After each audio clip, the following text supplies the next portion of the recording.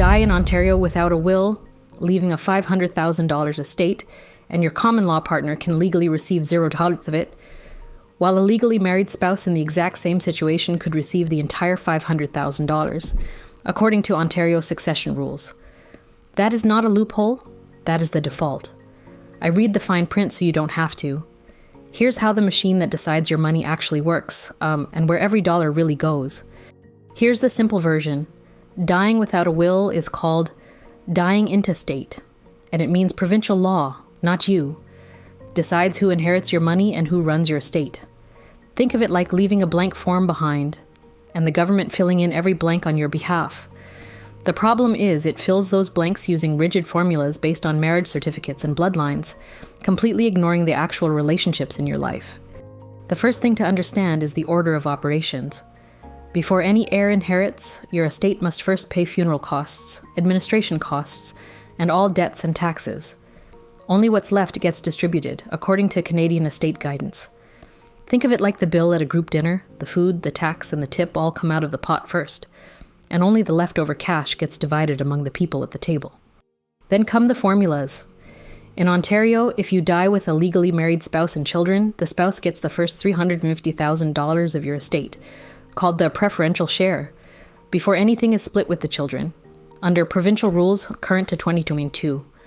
Think of it like a pie where the spouse gets the entire first slice off the top, and only what's left over after that ever gets cut up for anyone else. After that first slice, the math shifts depending on how many kids you have. With one child, the leftover is split 50-50.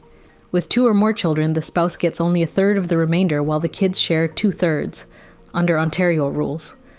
On a $500,000 estate with a married spouse and 1 child, that means the spouse walks away with $425,000, and the child with just $75,000. Think of a seesaw tipping further from the spouse with every extra child. Now the part that shocks people most. In Ontario, a common law partner has no automatic right to inherit any part of an intestate estate, even after decades together, according to Ontario intestacy guidance.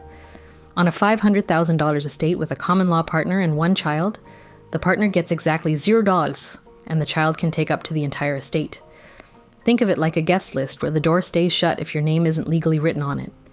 Here's a piece most people never learn. Not everything goes into the intestate pool.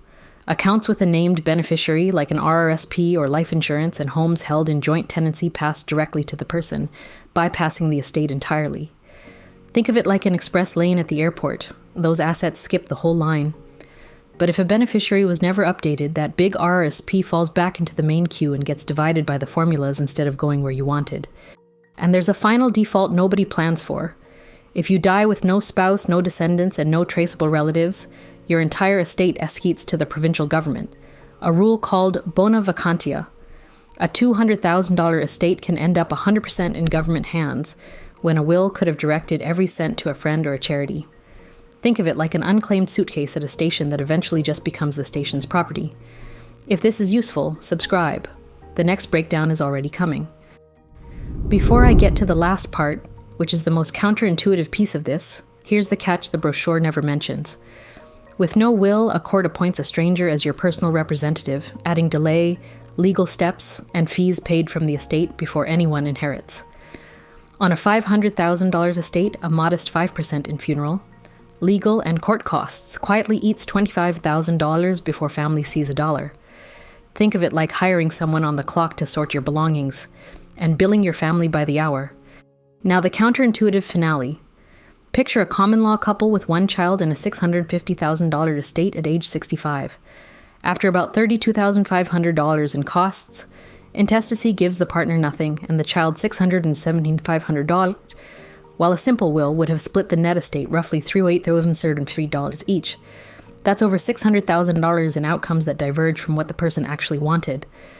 Think of it like a GPS quietly routing your entire life savings to the wrong address, and no one noticing until you've arrived. So what does this mean for you?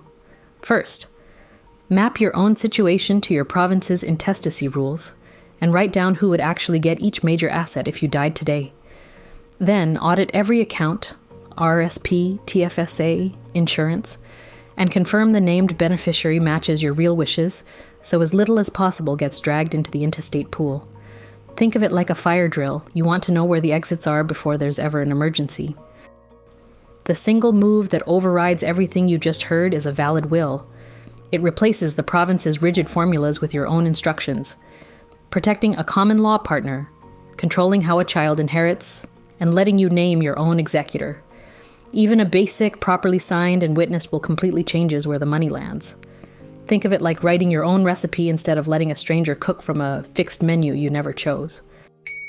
The default will the government writes for you almost never matches the life you actually built. Next, I'm breaking down how probate fees work across the provinces, Maine-et-Creux, and where you're quietly overpaying. So if you want to catch that one, subscribe so you don't miss it.